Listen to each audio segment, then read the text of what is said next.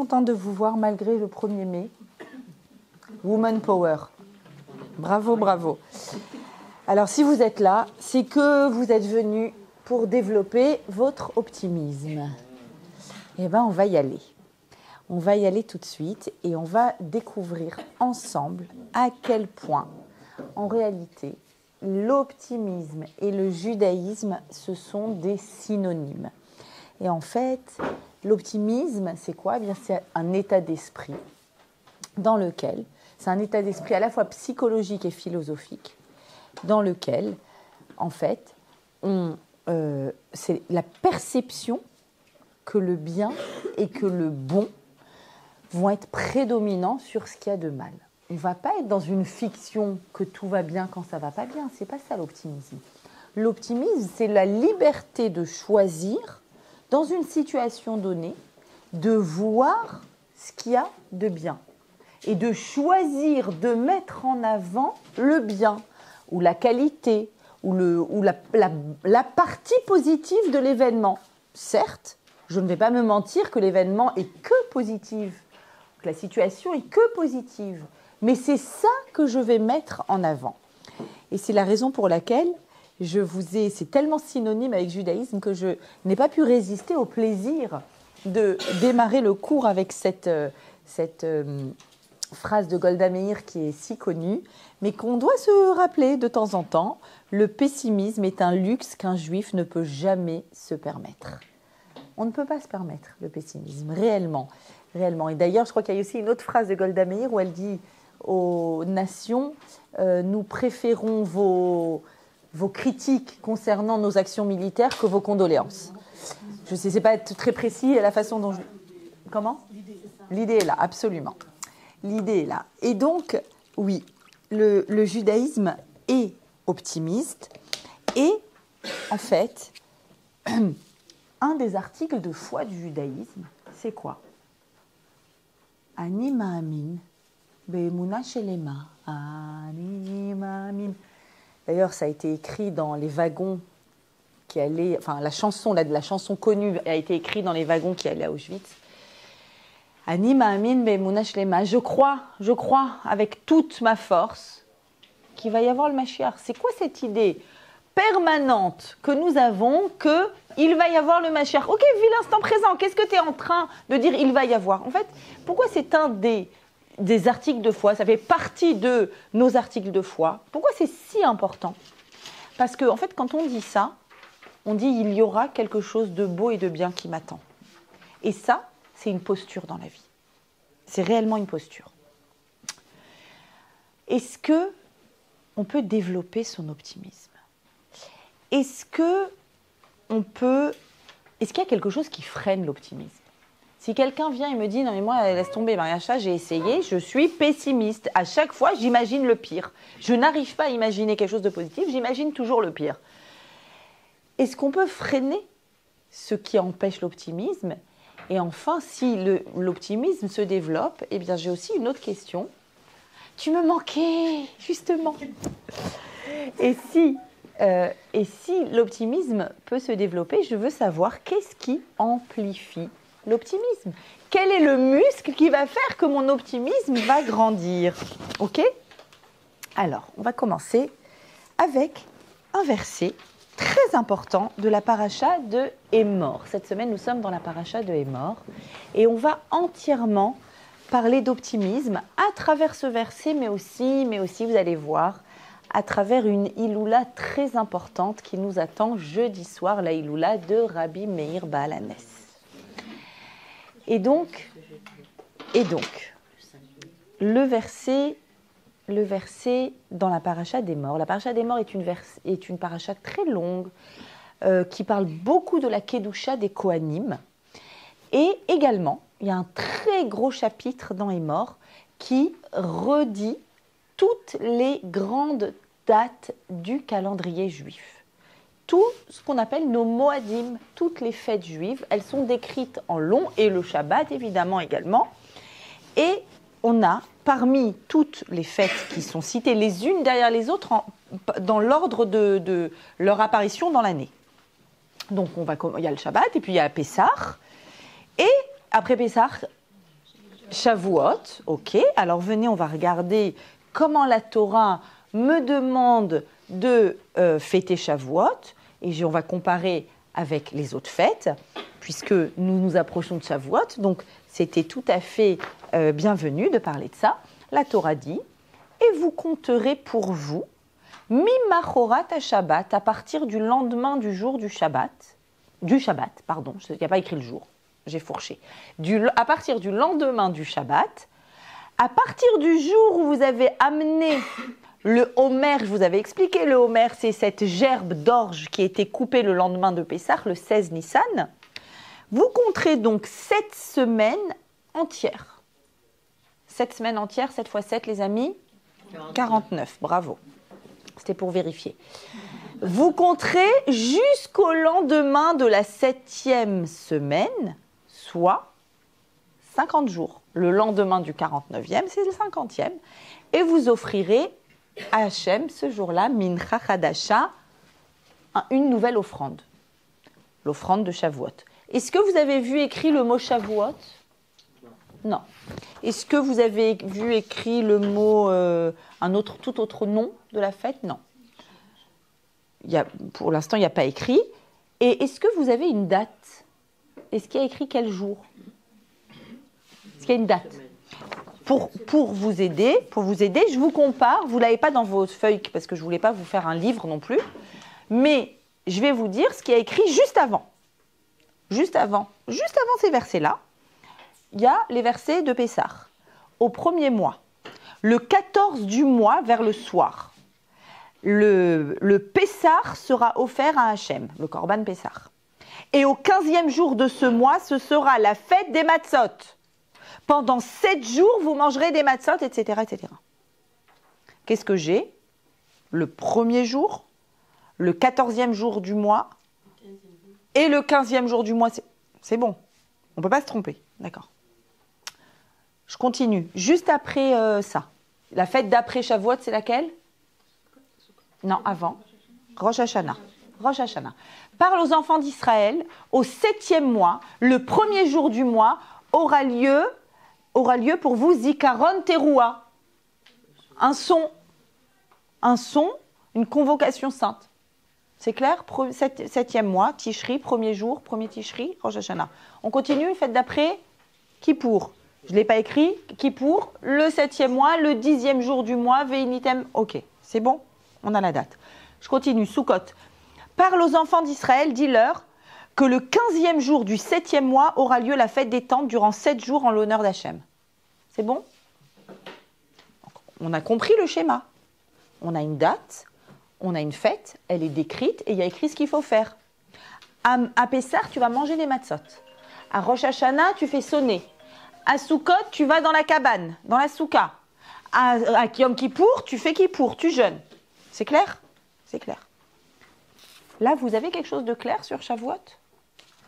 C'est clair que je dois compter les jours, c'est écrit dans la Torah. Il faut compter les jours après Pessah. Et c'est clair que le 50e jour, je dois amener une offrande. C'est quoi l'offrande? C'est 2 pains. 2 pains qui sont offerts, d'accord?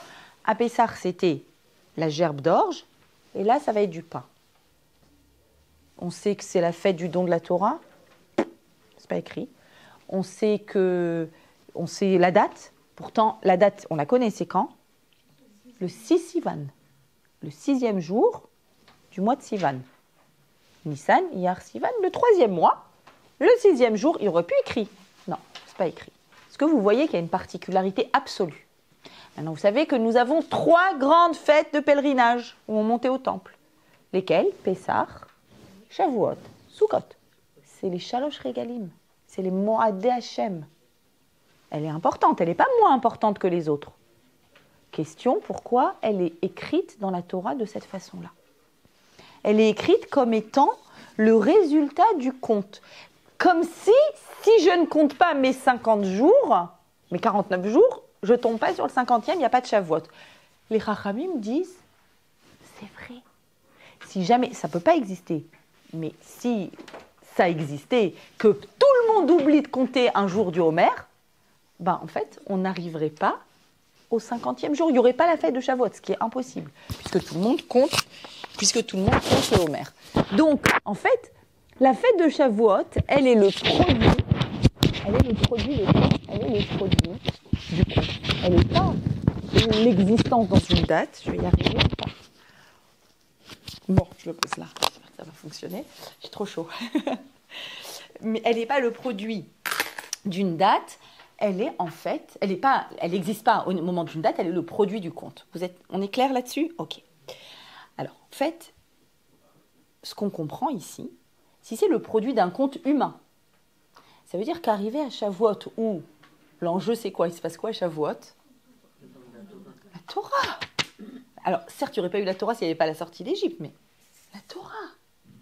Alors, il y a plein de particularités sur Shavuot. Je n'ai pas la date dans la Torah. C'est un seul jour. Bon, en France, on gagne 2 jours, mais c'est un seul jour. Et aussi, la Torah m'a dit, à Pessah, mange de la matzah. À Sukkot, va dans la souka et prends le loulav et prends le hétrog. Et à Shavuot, je fais quoi? À l'époque du temple, on amenait l'offrande. Et maintenant? Vous savez à quoi ça donne quoi en version moderne? Ça donne les enfants qui rentrent du GAN. Et on leur dit, c'est Shavuot, ça va être Shavuot. Attends, chacun de mes enfants m'a fait ça. Petit, Shavuot, maman, tu me rappelles, c'est le truc où on fait quoi, Shavuot? Je sais pas quoi. Ah, on mange des tartes au fromage, miam, miam. On décore la maison avec plein de fleurs et plein d'herbes, miam. Bon, c'est des minagim, c'est mignon. Il n'y a pas le truc de Shavuot. Elle passe un peu rapidos. Hein? Ok. En fait, ici, il y a un message fondamental concernant ce que ça signifie de recevoir la Torah. Vous le savez, je vous explique toujours, c'est pas qu'on se rappelle qu'on a reçu la Torah. On sort d'Égypte à Pessah. On va physiquement dans la cabane à Sukkot. On reçoit la Torah à Shavuot. Question, est-ce qu'on va tous recevoir la même? Oui et non. Oui, parce que c'est le rouleau de Torah, inchangé depuis 3300 ans. Non, parce que pour recevoir quelque chose, il faut être dans une posture réceptive. Et de quelle façon je vais être quand je vais la recevoir? De quoi ça dépend? Des 49 jours où tu t'es mis dans cette posture, jour après jour, et que tu as en fait progressé de jour en jour et tu as dit je veux recevoir cette Torah, je vais y aller à ce rendez-vous dans lequel je vais recevoir cette Torah. Et donc en fait chaque Kabbalat à Torah, c'est-à-dire chaque réception de la Torah, en vrai elle est unique. Chacune va la recevoir différemment en fonction finalement de ta posture. Et d'année en année évidemment il faut que notre posture évolue. D'année en année, qu'elle puisse venir et nous fertiliser différemment. En fait, c'est nous qui allons fabriquer notre fête. Chacun et chacune se fabrique son Shavuot, c'est pour ça qu'il n'y a pas une date.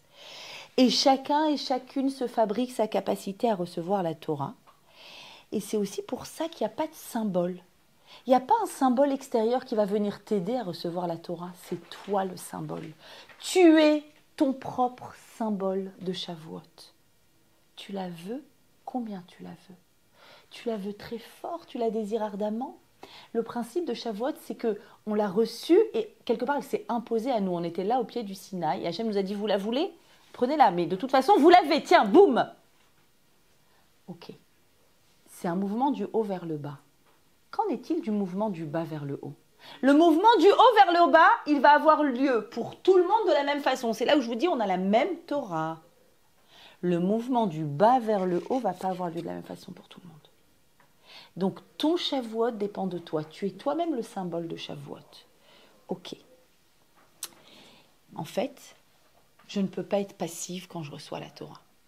En fait, ma Torah, de toute l'année, toute ma relation avec la Torah de l'année à venir va dépendre de ma posture et en fait de mon mode actif.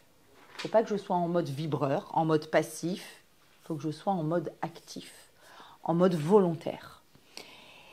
Et la Torah, en réalité, elle va arriver.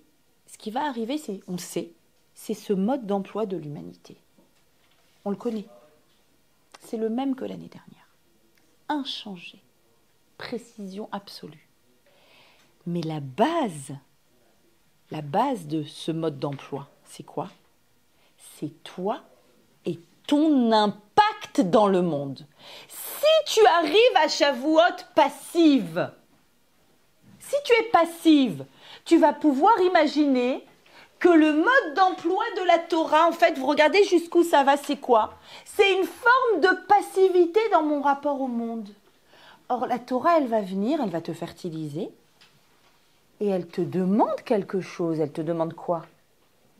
Debout, agis, fais et un impact. Moi, je te donne le mode d'emploi. Les relations humaines, les relations sociales. La semaine dernière, on en a vu plein.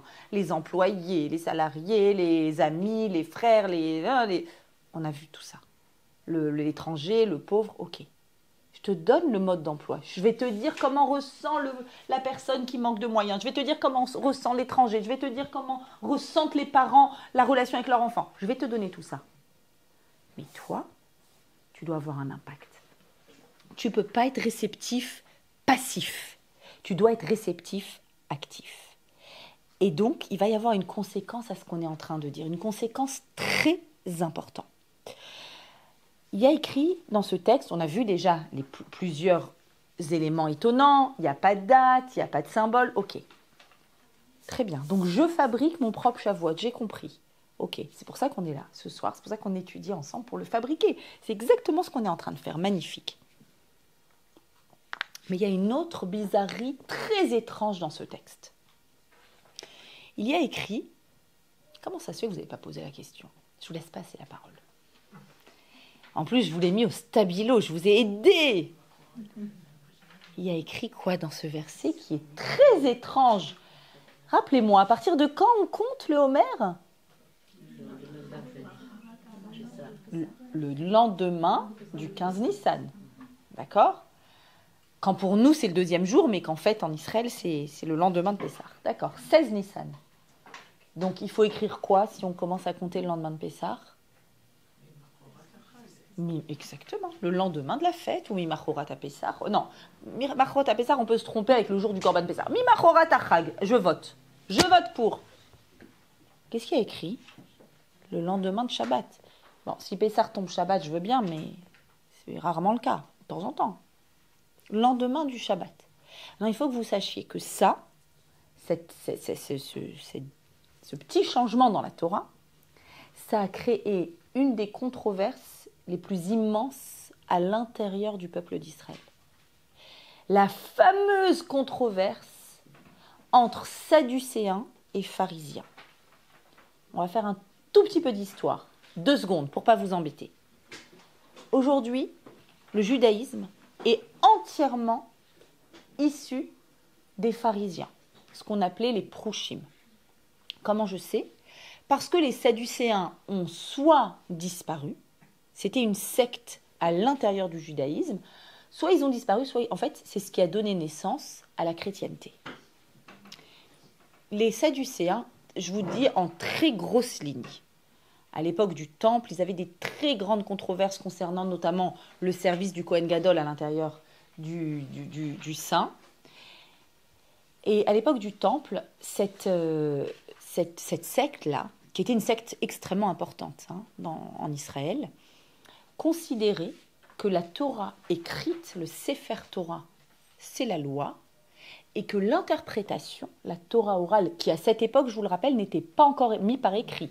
Tous les livres que vous voyez autour de vous dans ces magnifiques bibliothèques, ce sont quoi?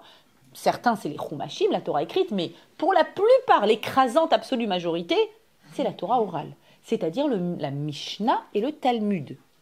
C'est l'interprétation orale des textes qui, au IIe siècle, il y a une grande décision qui a été prise. Rabbi Yehuda Hanassi a décidé de mettre la Torah orale par écrit.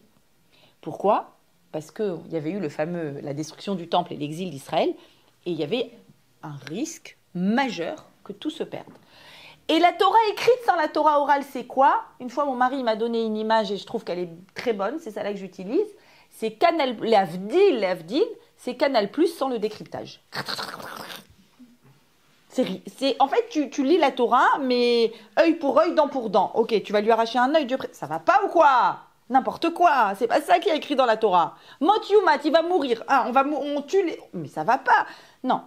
Donc on a la Torah orale qui a été donnée au mont Sinaï par Moshe oralement. L'importance de l'oralité, l'importance de la transmission. Pourquoi? Bon, ça ferait l'objet d'un autre cours passionnant, mais quand quelque chose est écrit, c'est dogmatique. Alors que la Torah, c'est la vie. Donc ça doit rester dans l'oralité, dans la réflexion, dans l'échange, dans la fertilité.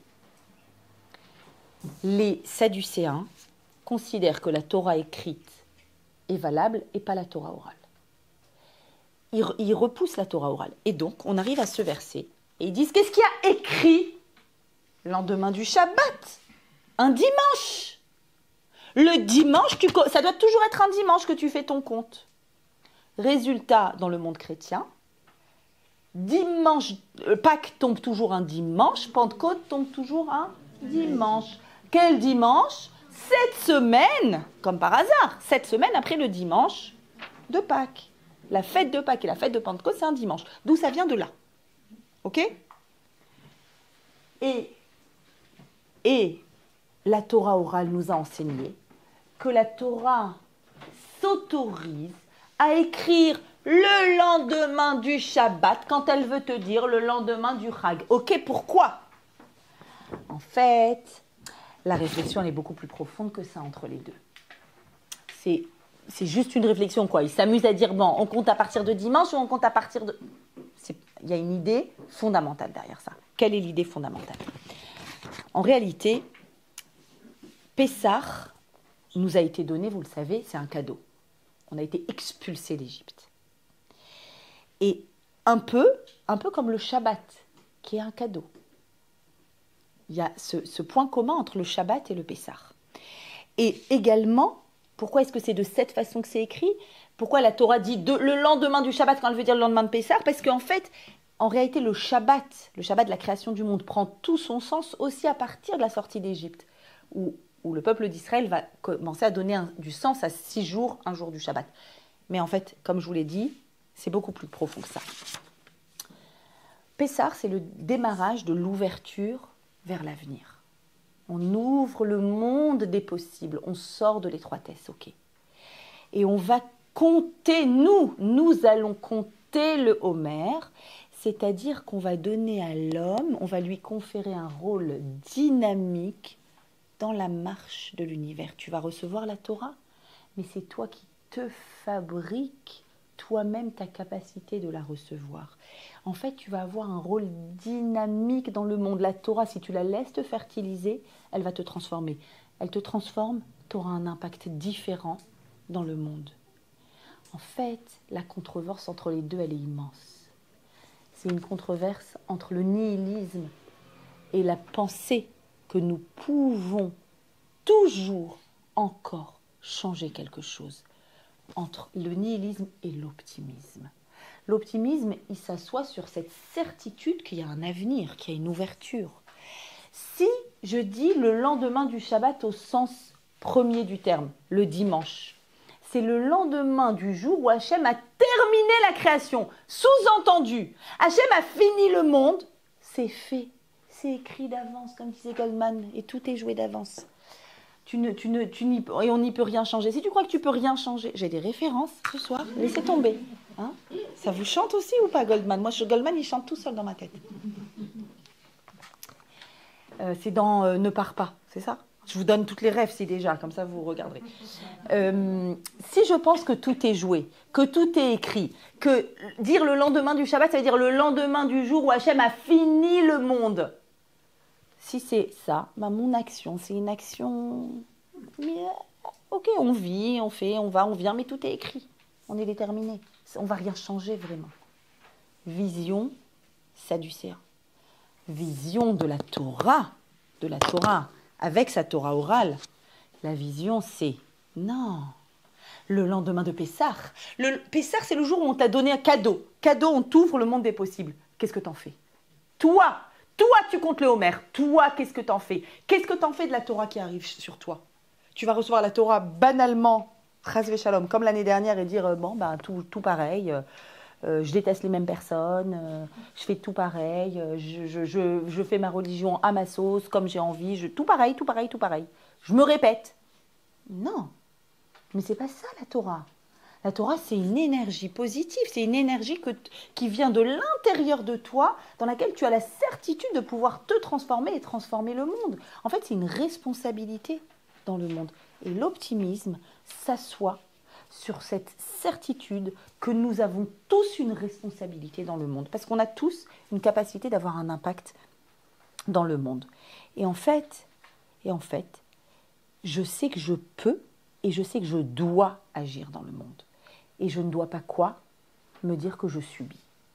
Je ne peux pas et je n'ai pas le droit de me dire que je subis quelque chose qui est écrit et qui est fait. Ok. J'ai bien compris le principe de Shavuot. J'ai bien compris ce don de la Torah. Mais j'ai un grand problème et une grande question. Ça a l'air simple. Soyons optimistes. Soyons optimistes, soyons convaincus qu'il n'y a pas de déterminisme. Ok, c'est écrit. Et soyons convaincus en fait que le monde des possibles est devant nous, l'avenir s'ouvre et je vais agir dans cet avenir. Très concrètement, soyons honnêtes. Qu'est-ce qui nous empêche d'agir? On a envie d'agir des fois dans des situations.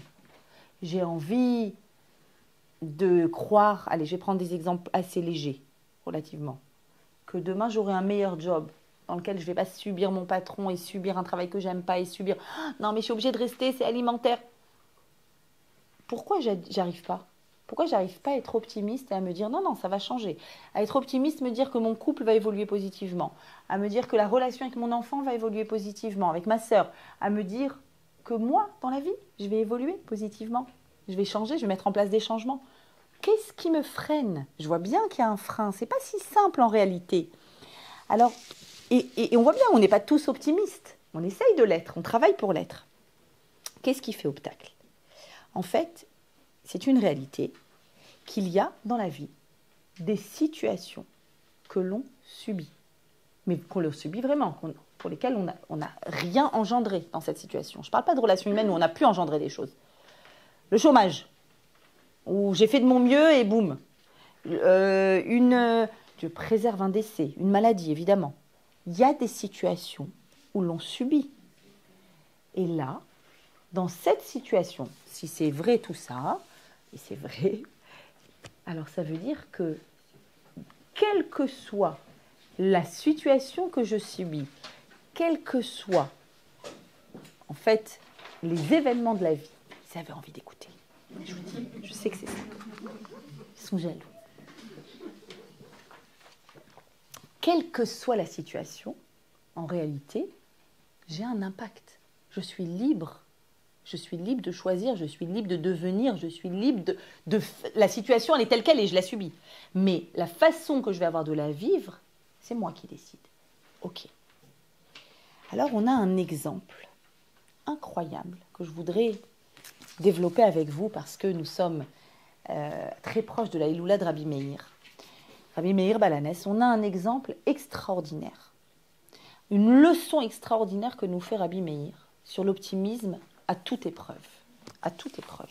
Et on a un exemple d'une personne qui a dit « Je ne suis pas libre parce que je subis. » Et la Torah, moi, elle ne m'a pas fertilisée, ou elle m'a fertilisée, mais qu'un temps, parce que je suis une victime d'une situation. Et je voudrais vous présenter un dialogue exceptionnel, magique, magnifique, entre Rabbi Meir Baal HaNes et son maître. Son maître qui s'appelle Elisha ben Avouya, qui est extrêmement connu par les talmudistes dans le Talmud et qui a reçu un nom pas très joli. Suite à ce qui lui est arrivé, il a reçu le nom d'Acher. Acher, c'est l'autre. L'autre. Pourquoi l'autre? Parce qu'Elisha ben Avouya, dans le Midrash que je vous raconte, eh bien, voilà, on va lire, excusez-moi pour la petite écriture, n'est-ce pas? On raconte, dit le Midrash, qu'il arriva que Rabbi Meir Baal HaNes était installé et il étudiait dans la vallée de Guénossar. Et pardon, c'est un peu plus bas. Rabbi Meir était assis et enseignait dans la maison d'études de Tibériade, et son maître Elisha était à cheval dans le marché un jour du Shabbat. Ok, je vous la fais en version actuelle. Vous avez le plus grand Talmid Chacham, le plus grand érudit, qui est Shabbat en train d'enseigner la Torah, et tout d'un coup, dans la rue principale, on est sur les Champs-Élysées, donc devant, dans les Champs-Élysées, il y a une Mercedes qui arrive en grand fracas, qui klaxonne, et en train de conduire la Mercedes, le rave du rave qui enseigne. Vous voyez la scène ou pas? Elisha ben Avouya était un très grand érudit qui a enseigné à Rabbi Meir Baal HaNes. Mais Elisha ben Avouya, il a tourné. Il a tourné et il se retrouve un jour du Shabbat sur son cheval dans l'avenue principale et on vient dire à Rabbi Meir, toi qui enseignes la Torah et qui l'enseigne au nom de ton rave, t'es au courant que ton rave, il a tourné? Bien sûr, je suis au courant. Ok, mais c'est pas seulement qu'il a tourné, c'est qu'il fait de la provoque là. Et Rabbi Meir Baal HaNes, comme on va voir, avec son incorrigible optimisme, va nous faire la plus grande leçon de tous les temps sur ce qu'est la Torah et sur ce qu'elle incarne. C'est vraiment les meilleurs devoirs à mettre en place pour le 14 Iyar ce jeudi soir et vendredi, Iloula de Rabbi Meir Baal HaNes. Alors, que s'est-il passé pour Elisha ben Avouya? On raconte, dit le Midrash, comment est-ce qu'il a tourné? C'est une grande question. Imaginez un rave d'une... Pas un rave, entre guillemets, un barbu, hein, qui vend des kémiotes et qui... D'accord, parce que malheureusement, de nos jours, voilà. Non. Un extraordinaire érudit de la Torah orale. Parmi les plus grands. Qu'est-ce qui s'est passé?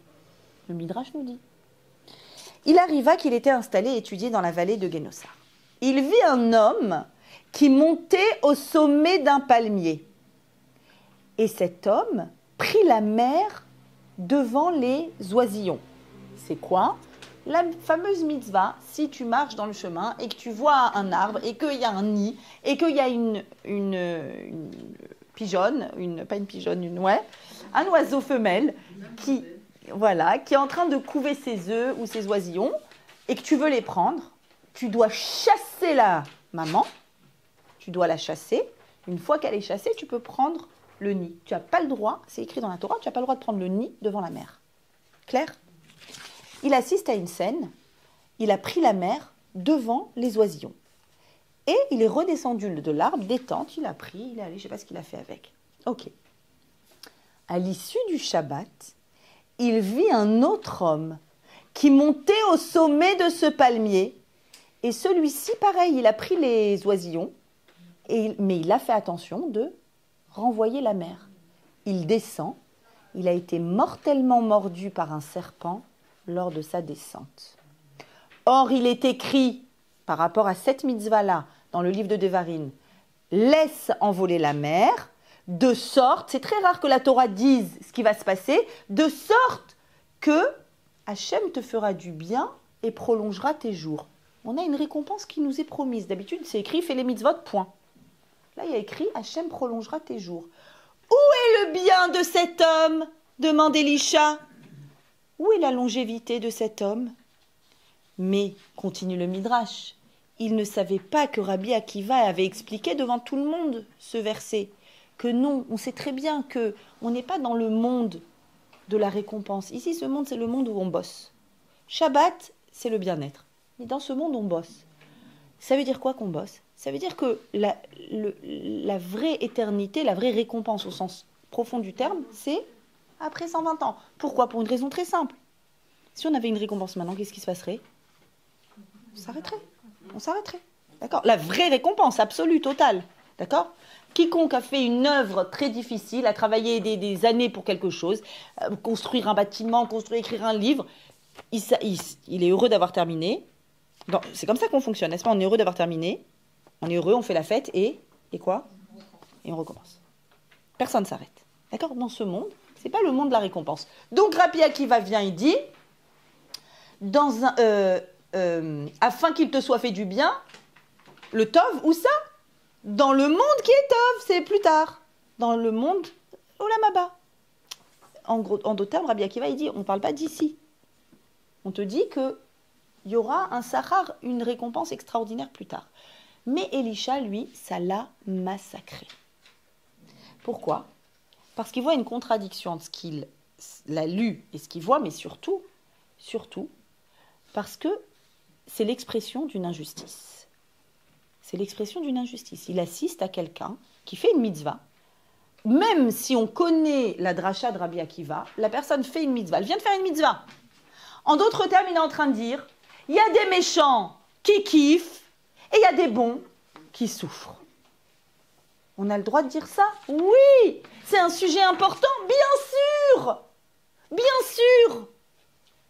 Elisha, il a cette question. Et d'ailleurs, en relisant aujourd'hui ce midrash que j'avais lu des centaines de fois sans remarquer, j'ai vu, c'est personnel ce que je vous dis, mais je l'ai remarqué, il y a écrit à l'issue du Shabbat, Bemotsae Shabbat. Pourquoi le midrash il précise que c'était à Motsae Shabbat? Franchement, ce n'est pas nécessaire. Un autre jour, il a vu. Dans le deuxième cas, c'était à l'issue du Shabbat. Libre interprétation, Mimachorat à Shabbat, c'est-à-dire qu'il l'a interprété qu'on est dans un monde qui est terminé. Finalement, tu fais du bien, ça paye pas. Ça paye pas. Hachem, il a décidé que celui-là, il va partir, il a fini sa mission, il part, il a fait du bien, ça paye pas. Injuste, dit Elisha. Il n'est pas content. Mais il est tellement pas content, et il souffre tellement de ce qu'il a vu. Tac, le rabbin, plus de barbe, il est parti se faire une petite virée sur les plages de Tahiti, en mode détente, il prend son cheval Shabbat, et en plus, il fait de la provoque. Ok. Rabbi Meir Baalanes continue, il sait très bien que son maître est en souffrance. Et on va découvrir, vous allez voir qu'en fait, ces souffrances sont très liées à son enfance et à son histoire. C'est pas par hasard qu'on raconte une histoire d'un nid avec une maman qui couve. Parce que son père, sa mère, il va nous parler lui-même de son enfance et Freud avant l'heure, ce midrash, je vous le dis. Et donc, il sait que son maître est en souffrance. Et Rabbi Meir, quand on lui dit qu'il fait de la provoque sur les Champs-Élysées avec sa Mercedes, qu'est-ce qu'il fait à votre avis, Rabbi Meir? Il y va. Il y va.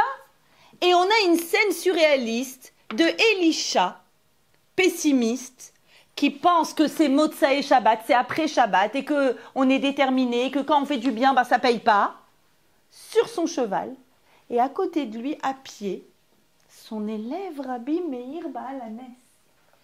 Et s'entame un dialogue extraordinaire. Alors eux, quand ils parlent leur jeu d'échecs, leur échec et maths, c'est en versets. Ils se balancent un verset et l'autre, il lui balance un autre verset, ok? Donc, il arrive et il interrompit son étude, sorti à sa rencontre. Elisha lui dit, « T'étais en train d'étudier au Beth Midrash ?» Donc déjà, vous voyez, il est devant le Beth Midrash. Vous allez voir que tout au long de ce Midrash, on sent le languissement de cet être qui souffre. Elisha souffre parce qu'il a vu de l'injustice et que c'est ça que ça a produit chez lui. Mais il ne peut pas s'empêcher de passer devant le Beth Midrash, de se faire remarquer en cheval et de dire à Rabbi Meir, son élève, « Qu'est-ce que tu étais en train d'étudier ?» Et Rabbi Meir lui dit, « J'étudie un verset de Iyov. » Tout le monde sait ce que c'est Iyov? C'est le livre dans le canon biblique qui parle d'un tzaddik qui a des épreuves les unes derrière les autres.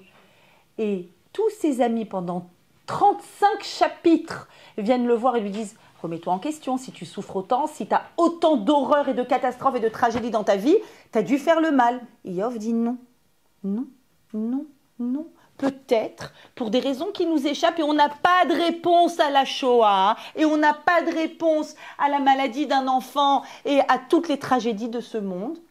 Peut-être que j'ai rien fait de mal et que je souffre.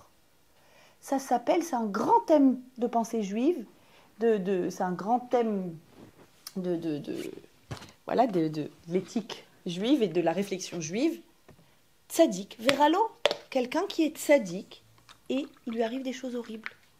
Tout le monde a en tête des exemples comme ça. Iyov, c'est l'exemple. Job, c'est l'exemple. Il répond à tout le monde non, non, non. Et même sa femme lui dit mais c'est pas possible, eh ben, il vaut mieux mourir alors. Non, non, non. Et donc il lui cite un verset fondamental de Iyov qui dit Ve Hashem berech et Iyov. À la fin de toutes ces tragédies, Hashem a béni Iyov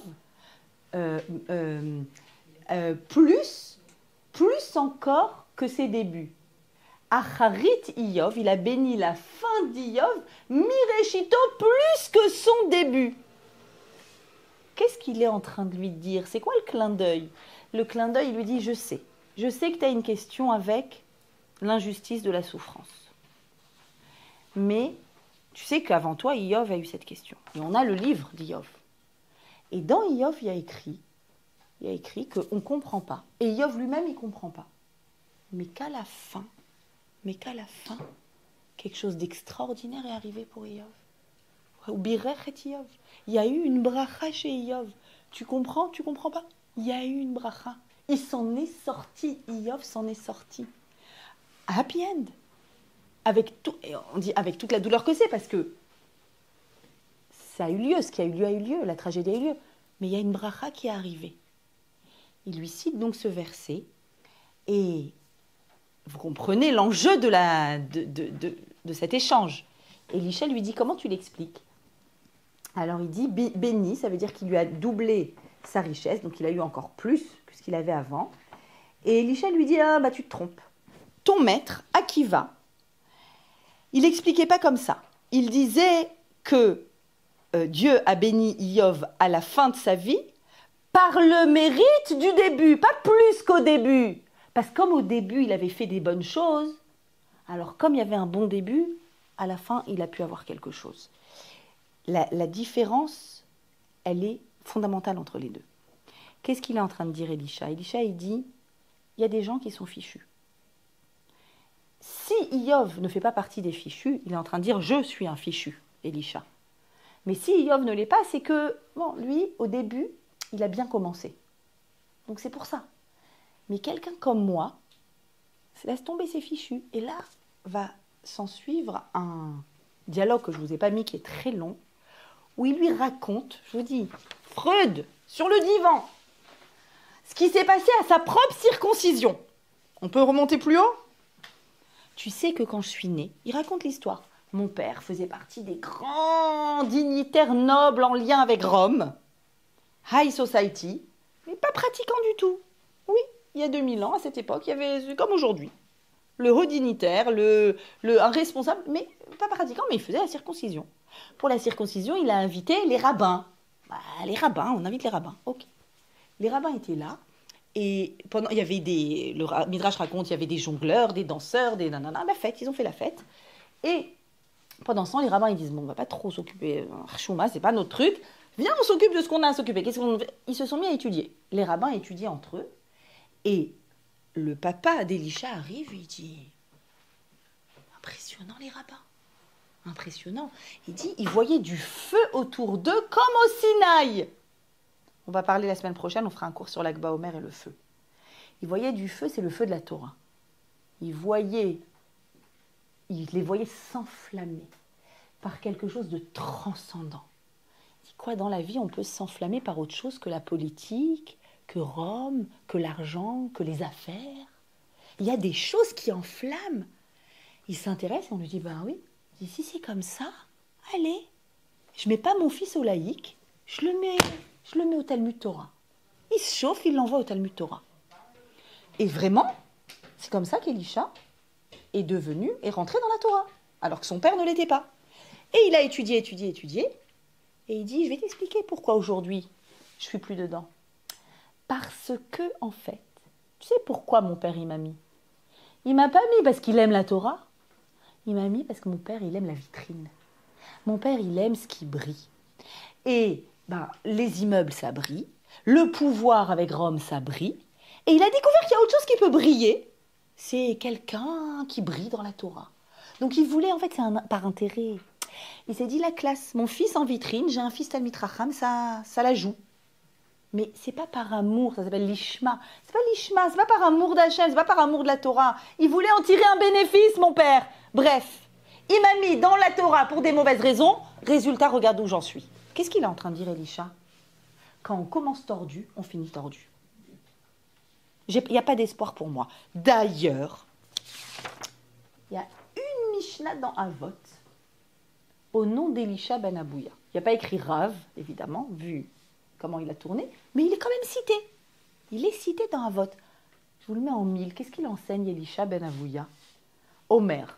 Halomed Yeled, les Maoudomé, celui qui enseigne à un enfant, à quoi il ressemble? À de l'encre qui est écrite sur un papier tout blanc. Ve'alomed Zaken, et celui qui enseigne à une personne âgée, à quoi il ressemble? À une encre écrite sur un papier qui a été effacé, raturé. Du vieux papier. C'est pas propre, c'est pas beau. Ok, qu'est-ce qu'il est en train de dire? Il est en train de dire, quand tu commences bien petit, avec une bonne famille, avec des bonnes raisons, avec des bonnes intentions, je veux bien. On a de l'espoir. Moi, j'avais pas d'espoir. Et il va raconter une autre histoire que sa mère, elle a senti le jour de Kippour, une odeur d'un truc qu'elle a mangé et que c'est rentré. Bref, vous avez compris? Papa, maman, maman, papa, maman. Ce qui m'arrive, c'est à cause de papa et maman. Et d'ailleurs, je me dis que ce petit nom qu'on lui donne, Acher, l'autre, c'est pas beau. Et en fait, c'est une façon de nous dire à nous, tu sais pourquoi Acher, il s'est déresponsabilisé? Pourquoi Acher, à un moment, Elisha, il a dit, c'est pas pour moi la Torah? Parce qu'il dit, c'est à cause de l'autre, Acher. C'est à cause des autres. Le pessimisme, c'est quoi? Pourquoi le pessimiste, il n'arrive pas à être optimiste? Parce qu'il dit, même si moi j'agis, ça ne va rien changer, c'est à cause des autres ce qui m'arrive. Et tu trouveras toujours un père ou une mère ou un grand-père ou un aïeul ou quelque chose qui a fait qu'aujourd'hui je suis ce que je suis. N'est-ce pas? Donc, notre Elisha, il lui raconte son histoire d'enfance. Et effectivement, alors il continue leur dialogue. Alors je vous cite encore un élément extraordinaire. Il continue sur Iyov et il dit, et que dis-tu? Donc Elisha demande à Rabbi Meir, qui est son élève, je vous rappelle, que dis-tu de ce verset dans Iyov? Ni or ni verre ne peuvent rivaliser avec la sagesse de la Torah. La sagesse de la Torah, c'est au-dessus de tout ce que tu peux connaître comme matériau le plus raffiné. Alors, ici, il fait exprès. Et Rabbi Meir, il dit, non, je ne te dis pas. Toi, vas-y, toi, qu'est-ce que tu dis de ce verset? Alors, il répond, oui, c'est les paroles de Torah qui sont difficiles à acquérir comme l'or, mais qu'on peut perdre facilement comme le verre qui se brise. Il fait référence à lui-même. Et réponse de Rabbi Meir, il dit, Akiva, ton maître, n'expliquait pas comme ça, il disait plutôt, de même que les objets d'or ou de verre peuvent être, écoutez bien, réparés lorsqu'ils se sont cassés, c'est la même chose pour un érudit qui a perdu son étude, il peut la retrouver. Vous avez compris qu'il s'envoie des flèches avec des versets et que les versets sont libres d'interprétation comme nous sommes libres, c'est la Torah orale et la liberté de lire le livre de Torah avec la Torah orale et avec cette profondeur. Toi, Elisha, tu es libre de pouvoir interpréter autrement cette tragédie que tu as vue sur l'histoire de la mère et des oisillons, référence mère-enfant, j'en suis certaine, ou de lire autrement ta propre histoire avec ton père, tu lui pardonnes pas, ta mère, tu lui pardonnes pas, tu as une histoire d'enfance qui est difficile, une relation avec tes parents qui est difficile, et alors, tu as raison qu'on subit des situations, on ne choisit pas sa famille, on ne choisit pas des situations qui ont lieu dans notre famille, mais on choisit comment réagir à ces situations. Ça oui. Et donc il lui dit, tu peux réparer. En fait, on peut toujours réparer. Rabbi Meir Baal HaNes, c'est le magicien de la réparation. Pourquoi on l'invoque tellement? Pourquoi il est tellement central dans nos vies, Rabbi Meir? Qui n'invoque pas? Qui est la mère, la grand-mère? Qui n'invoque pas Rabbi Meir Baal HaNes? Baal HaNes, celui qui fait les... Quel miracle? C'est quoi le miracle de Rabbi Meir? Le miracle de Rabbi Meir, c'est de penser qu'on peut toujours aller de l'avant et être optimiste. aucune situation dans la vie ne te condamne. Ah, tu étais un ancien érudit et tu as tout abîmé, mais il n'y a pas de problème, mais fais tes chouvas. Ok. C'est-à-dire qu'il est en train de dire que la souffrance d'Iov dont on parle, où finalement la question c'est, Iov il arrive avec cette souffrance et il se tourne vers Dieu, il dit Hachem, pourquoi tu me hais? Pourquoi tu m'as envoyé ça? Ses amis disent, t'as pas le droit de parler comme ça, tu vois, tu blasphèmes. Ah, c'est pour ça qu'il t'arrive tout ça. Et en fait, la réponse d'Hachem, à la fin, Hachem berachet Iov, c'est quoi? C'est que la réponse d'Hachem, c'est pas du tout. C'est pas parce que je t'aime pas. En fait, il y a des choses que vous ne comprendrez jamais dans les calculs de Dieu, mais c'est parce que je t'aime. Tu dois accepter ça. C'est dur, mais tu dois accepter. Mais personne ne peut jamais dire, par rapport à cette question majeure de l'existence, des bonnes personnes qui souffrent, la réponse c'est on ne sait pas, mais Hachem t'aime. Mais Hachem t'aime, il faut garder ça en tête. Et Rabbi Meir, il dit à Elisha, fais comme Iov. Essaye d'avoir le visage tourné vers l'avenir, pas vers le passé. T'arrêtes pas de me parler de ton passé, tourné vers l'avenir. Ok. Alors, effectivement, on va voir dans la suite de leur dialogue, que carrément, suite à ça, je vous l'ai mis ou je vous l'ai pas mis? Non, je vous l'ai pas mis. Il dit juste après, attention, donc vous vous souvenez de la scène, comment elle est la scène? Elisha sur son cheval, Rabbi Meir qui marche à côté de lui, on est Shabbat. Et Elisha lui dit, stop, arrête-toi. Pourquoi je m'arrête? Arrête-toi. Tu es en train de dépasser le troum. Le troum, c'est 1 kilomètre. On n'a pas le droit de dépasser. Quand il n'y a plus d'habitation, quand on marche Shabbat, on n'a pas le droit de dépasser 1 kilomètre sans habitation. Quand il n'y a plus d'habitation. Après l'arrêt des habitations, d'accord? C'est une loi de Shabbat. Il lui dit, ça y est. Il dit, comment tu sais? Tu sais que c'est 1 kilomètre? J'ai calculé les pas de mon cheval. Il dit, arrête, Elisha, fais tes chouvas. Regarde comment ton cœur, il est encore... Regarde, tu calcules les pas de ton cheval, t'es dedans. Regarde comment on parle avec des versets. En fait, tu te languis de la Torah. Il lui dit, j'ai pas la force. Je crois pas que je peux y arriver à faire tes chouvas. Ok. La suite va avoir lieu, en fait, quand on va appeler, la suite du Midrash, quand on va appeler on va appeler Rabbi Meir. On va appeler Rabbi Meir pour venir au chevet d'Elisha qui est mourant. En réalité, avant de continuer ça, il faut savoir que Rabbi Meir, ce Midrash l'incarne. Pourquoi il l'incarne? En fait, le fondement de ce qu'est Rabbi Meir, c'est ça.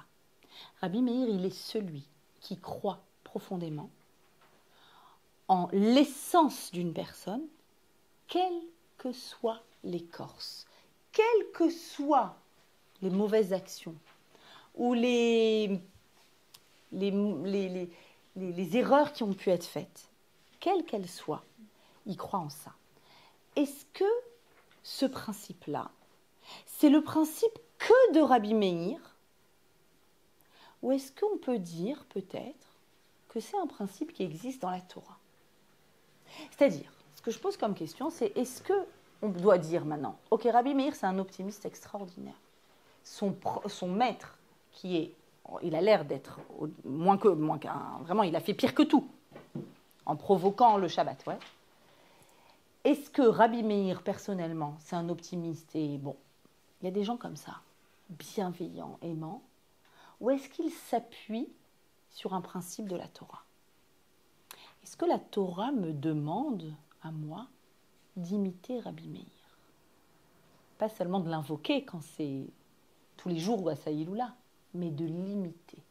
C'est-à-dire moi aussi, de développer à l'intérieur de moi ma capacité à me dire que l'idéal, ok, c'est une feuille blanche sur laquelle je mets de l'encre, et alors, si ma feuille, elle a été effacée, et alors, si j'ai loupé une occasion, j'ai loupé mon mazal il y a tant d'années, ça veut dire que ça y est, c'est terminé? Et si j'ai loupé une occasion dans mon travail, c'est terminé, j'aurai pas d'autre occasion qui va venir? Est-ce que la posture de Rabbi Meir, elle est inscrite à l'intérieur de quelque chose dans la Torah? Alors il faut savoir que Rabbi Meir est décédé le 14 Iyar. Et que le 14 Iyar, c'est une date qu'on connaît bien. Pourquoi? C'est une date qui a un nom, ça s'appelle Pessah Sheni. Pessah Sheni, ça veut dire deuxième Pessah. Ça veut dire que vous devez vous mettre tout de suite à faire votre ménage. Parce que c'est dans 3 jours. Je vous rassure. C'est quoi le deuxième Pessah? Deuxième Pessah, c'est un épisode qui est raconté dans la Torah, qu'on va lire dans quelques semaines, où des personnes qui ont été impures dans le désert, pourquoi? Parce qu'elles portaient un cercueil. Donc, ce qui est interdit avant Pessah, c'est d'aller pèleriner une tombe. D'accord? Par exemple, on se rend impur, les Juifs ne pouvaient pas manger le Corban Pessah. Non, tu dois manger le Corban Pessah, l'agneau pascal, le 14 Nissan. Pour ça, il faut être dans un état de pureté. Donc maintenant, mettons une situation où quelqu'un a eu un décès. Tu ne laisses pas la personne. Ah, là, bah oui, bah, tu ne peux pas manger. Ah, bah dommage, tu ne peux pas manger le Corban Pessah. Et bien, cette situation a eu lieu quand? Le premier Pessah de la sortie d'Égypte. Des personnes qui portaient le cercueil de Yosef qui était sorti d'Égypte avec eux sont allés voir Moshe et ils ont dit, nous, on ne va pas pouvoir manger le Corban Pessah et c'est pas juste. Et Moshe, il les regarde et il dit, j'ai pas compris. C'est écrit dans la Torah que vous ne pouvez pas. Vous voulez que je fasse quoi? Bah, fabrique-nous un nouveau Pessah. What? C'est pas sur commande en fait un Pessah. Pessah, c'est le 15 Nissan quand on est sorti d'Égypte et qu'on mange l'agneau pascal chaque année et que c'est une date, ça vient d'en haut quoi, c'est métaphysique. Tu peux pas faire, enfin tu choisis pas ta date de Pessah en fonction du calendrier scolaire quoi. C'est Pessah. Et Moshe dit, bah, écoutez, ils insistent. Moshe il dit, bon, vous savez quoi, je demande au big boss. Il va dans la tente d'assignation. Et là, Hachem s'adresse à lui. La Torah relate l'événement.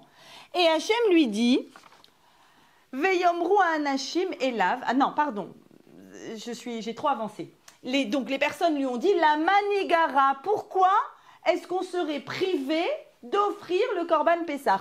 Moshe va et demande à Hachem. Et Hachem lui dit, go, ils ont raison.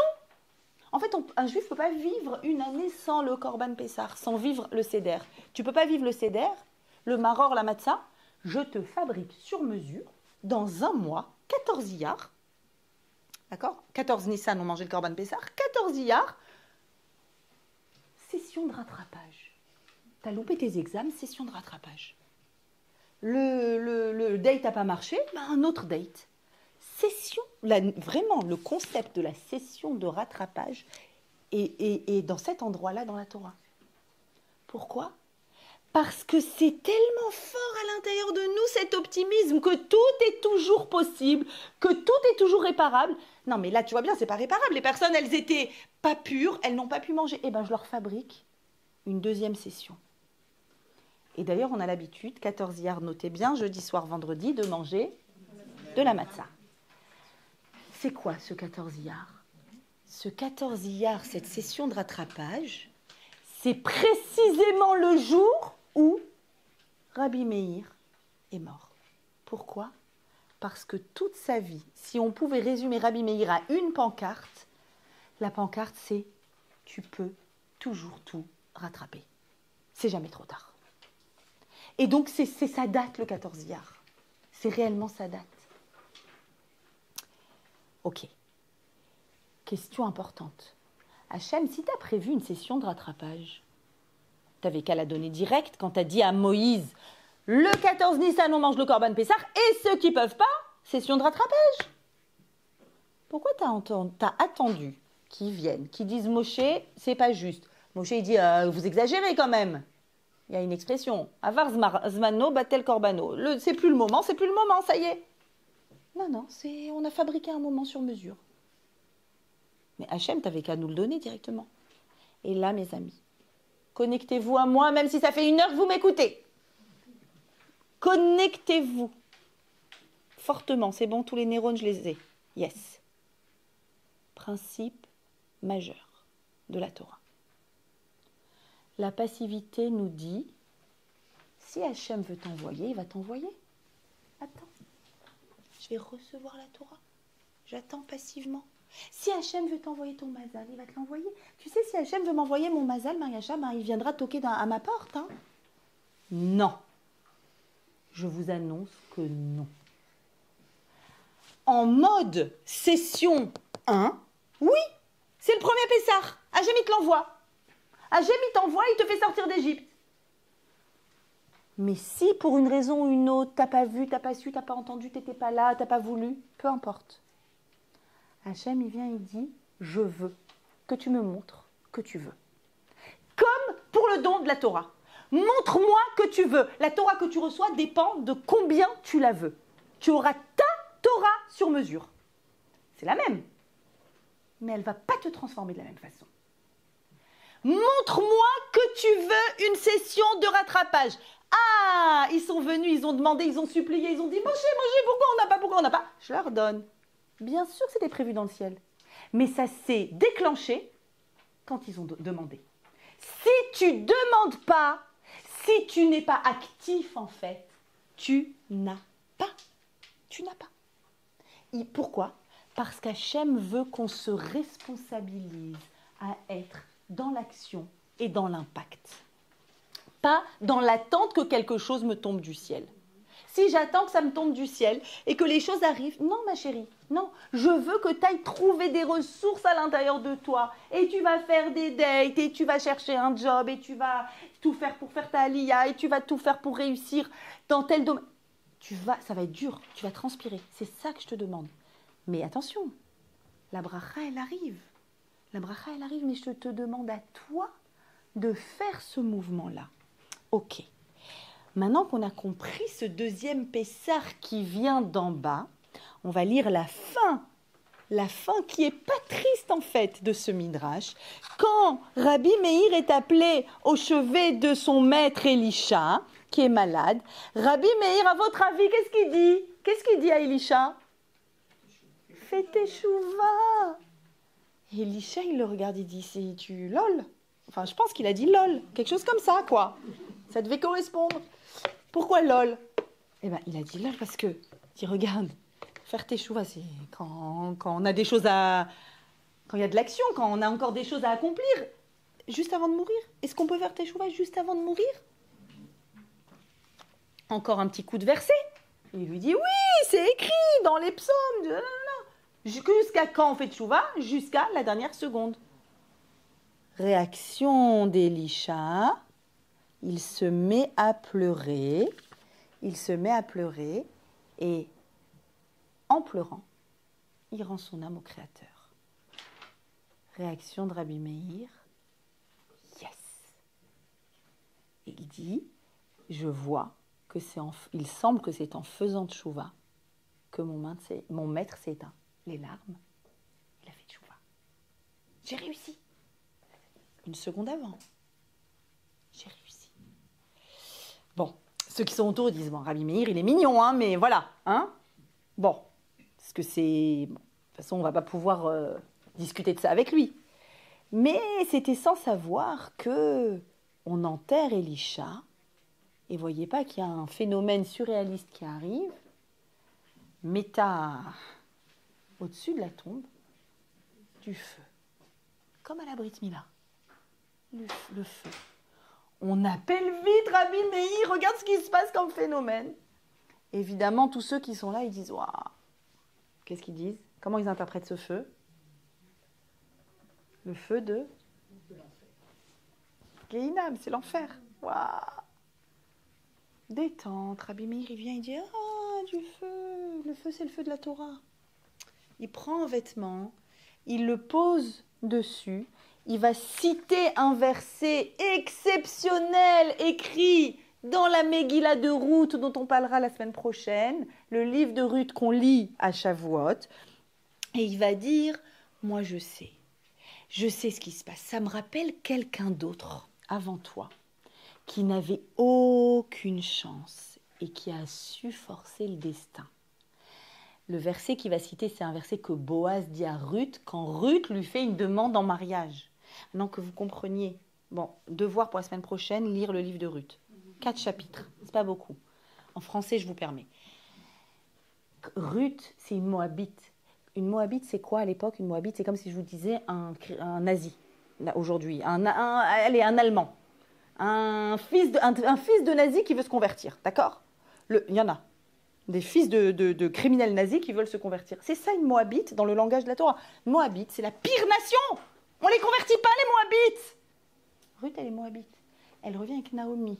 Naomi, sa belle-mère, elle a perdu son mari.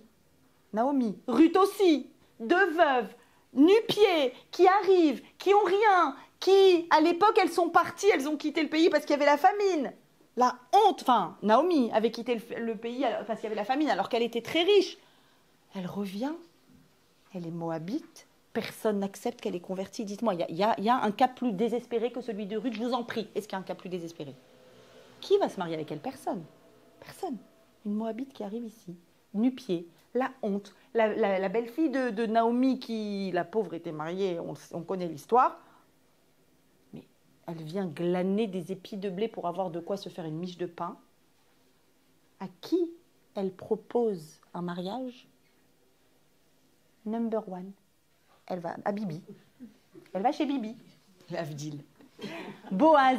Boaz, c'est le chauffette. C'est le numéro 1. C'est le juge le juge, le numéro 1 en Israël, qui est propriétaire du terrain. Et elle lui dit, tu sais, j'étais mariée avec quelqu'un qui est de ta famille et il y a une mitzvah dans la Torah. Bref, peu importe. Qu'est-ce qu'il lui dit? Il lui dit, ok, dors cette nuit et demain, je te promets de te trouver une solution. Demain, tu auras une solution. Avec une image sur la nuit et le demain. La nuit, c'est les ténèbres, c'est quand il n'y a rien qui va, c'est quand tu penses que tu n'as aucune chance dans la vie. Demain, il y a un avenir. Demain, c'est un jour nouveau. Demain, il y a le soleil qui va se lever. C'est quoi la suite de Ruth? Ruth qui avait aucune chance, elle va se marier avec Boaz, elle va avoir un enfant, et elle va donner naissance à qui? David Améler. S'il vous plaît, rien que ça. Celle qui a le moins de chance, zéro chance de quoi que ce soit. Quel livre on lit à Shavuot? Celui de Ruth. Donc, pour finir, Rabbi Meir Baal HaNes, en fait, il dit quoi? Il est en train de dire, moi j'ai aucun doute sur mon maître Rabbi Meir. J'ai aucun doute sur lui. Et effectivement, puisqu'Hachem nous demande quoi? Demande que ça vienne d'en bas. La Torah, elle vient d'en haut vers le bas. Et on a dit que, pour que ce soit bien fertile, nous, on doit faire quoi? Se mettre en posture. Rabbi Meir, lui, il fait quoi? Il dit, ok, tout le monde voit le mal chez Elisha, mais moi, je vois tout le positif qu'il y a quand même. Il a souffert, il y a du positif. Comme Rabbi Meir est capable de voir le positif d'Elisha. Regardez ce que dit le Talmud dans Chagiga, page 15. Un jour, Rabba Bar Shila, waouh, je vous embête, hein, on étudie, non, mais on étudie la Torah à fond là, c'est trop bon. On se prépare à Shavuot. Et je sais que c'est intense, je vois que c'est intense. Rabba Bar Shila rencontre Eliaou. Bon, c'est des rencontres improbables, Rabba Bar Shila qui rencontre Eliaou Hanavi, voilà, imaginez, ok. Et il lui dit, question improbable s'il en est, mais voilà, on a ça dans le Talmud. J'ai une petite question à te poser, Eliaou Hanavi, tu vois, mine de rien quand même, je rencontre Eliaou Hanavi, tant qu'à faire, je vais lui poser une question. Ok, ça devient quoi comme question? J'ai envie de savoir ce qu'il fait Dieu là. Tu peux regarder par le trou, tu me dis ce qu'il est en train de faire Dieu. Ah bah pas de souci, je te réponds tout de suite, que fait Dieu? Il est en train de... il étudie la Torah, comme tout le monde. Il récite les enseignements de tous les maîtres, mais pas les enseignements de Rabbi Meir. Alors là, il lui demande, mais c'est une blague, Rabbi Meir? Maintenant, il faut que vous sachiez que Stam Mishnah, une Mishnah dans la Torah orale, l'auteur c'est Rabbi Meir. Dieu, il cite tout le monde, Rabbi Meir Baal HaNes, quoi, comment c'est possible? Il dit pourquoi? Il dit parce qu'en fait, il a appris ses enseignements de la bouche de Acher. Acher, celui qui dit c'est à cause d'eux. Rabba Bar Shila demande, mais pourquoi cela? Je comprends pas. Vraiment, je comprends pas que Dieu... Donc, il est en train de parler de Dieu, hein? Je comprends pas. Rabbi Meir, il fait une métaphore géniale. Rabbi Meir a trouvé une grenade. Il a mangé la chair et il a jeté l'écorce. Vous avez compris la métaphore. Rabbi Meir, ok, il a des écorces, il a eu des souffrances, il a eu des problèmes, ça a fait que tout, oui, effectivement, il y a eu des écarts graves, mais l'intérieur, il est bon. Plus tard, Eliaou lui dit, sache que maintenant Dieu récite les enseignements de Rabbi Meir, mais il les précède du nom Meir Bni, mon fils. Encore une lecture un peu personnelle. Quelle différence? Pourquoi ça a changé? Tout d'un coup, Dieu, il dit, ah si. En fait, Dieu, il voulait réciter les enseignements de Rabbi Meir, mais qu'est-ce qui lui manquait? Pensez à Pessar Sheni, qu'est-ce qui lui manquait? Que quelqu'un vienne et râle. C'est pas normal. On a le droit de dire ça? Oui, on doit. C'est pas normal. Je veux, j'ai besoin, j'exige, il faut. On a le droit, mais bien sûr. Il attend, il te demande. Maintenant que Rabba Bar Shila a dit, c'est pas normal, il a vu une grenade, maintenant, Hachem le fait. Pour nous enseigner à nous cette posture-là. Exige le rattrapage. Meir, mon fils, si tu penses, mon interprétation, hein, pourquoi il y a écrit, il rajoute Meir Bni? Vous avez vu que tout ce cours, il tournait autour de et papa, et maman, et papa, et l'oiseau, et les petits, et l'oiseau, et c'est à cause de ton histoire, et c'est quand tu étais petit, et c'est un papier blanc, et c'est un papier raturé. Ok. Si tu penses que c'est à cause de ton père, c'est à cause de ta mère, je veux que tu saches une chose. Ton père, c'est moi, dit Dieu. Rabbi Meir Bni, mon fils, c'est moi. Et c'est moi qui décide de te donner des ressources à l'infini parce que tu as une neshama infinie. Maintenant, lève-toi et bouge et agis. Ne dis pas, voilà, ces prétextes, ces éléments, etc. Tu peux. Quand Rabbi Meir Baal HaNes nous a quittés le 14 Iyar, il nous a quittés et il a été enterré. Et ses élèves sont tristes. Rabbi Meir Baal HaNes, comment on va vivre sans Rabbi Meir? Si seulement on avait un dernier enseignement. Ils vont ranger sa maison et ils trouvent un parchemin avec l'écriture de Rabbi Meir. Et ce parchemin, c'est son testament, c'est son dernier enseignement, c'est ce qu'il veut qu'on retienne de lui. Et dessus, il y avait le verset dans Bereshit qui dit « Et Dieu fit pour l'homme et pour sa femme des tuniques de peau. » Quand? Après la faute originelle, des tuniques de peau. Comment on dit la peau? Or. Et il a barré le mot or et il a écrit en dessous, il leur a fait des tuniques de or, lumière, avec un aleph. Et c'est la raison pour laquelle il s'appelle Rabbi Meir. C'est pas son vrai nom. Tout le monde dit que c'est pas son vrai nom. C'est le nom qu'on lui accorde. Pourquoi? Parce que Rabbi Meir, son enseignement, c'est s'il te plaît. S'il y a des tragédies, s'il y a des épreuves, si tu crois qu'en route quelque chose s'est abîmé, retourne à ta lumière d'origine. Retourne à cette force d'origine. Tu vas voir qu'à aucun moment tu pourras dire que c'est trop tard. Moi je te demande, dit Rabbi Meir, moi je te demande le jour de Maïloula, Pessar Sheni, mange la matzah, assieds-toi, allume une flamme pour Rabbi Meir et prends avec toi dans cette flamme tout ce qu'il y a eu de plus terrible que tu connais comme événement, le tien ou celui du peuple d'Israël. Et tu l'amènes devant cette flamme et tu dis maintenant Rabbi Meir, je veux réussir à reconstruire, à réparer, à refaire, à faire en mieux, à être en mieux. Je veux me reconnecter à ma lumière. Peut-être qu'il y a eu des écorces de grenade chez moi aussi. Mais par ton mérite, par le mérite de Pessar Sheni, par le mérite de cette date-là de rattrapage, je veux retrouver quoi? Mon optimisme. J'ai été pessimiste à cause de situations subies. Je veux retrouver mon optimisme. 14 Iyar, mesdames.